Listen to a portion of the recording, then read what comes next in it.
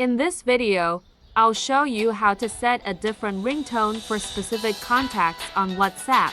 This is a great way to know who's calling without looking at your phone.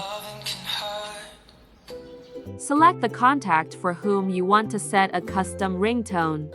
Tap the contact profile. Go to Notifications. You can add ringtones from any of them. Select a ringtone.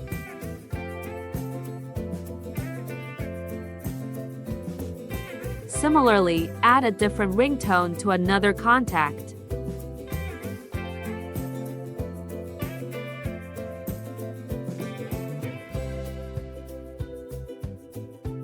You have set a different ringtone for a specific WhatsApp contact.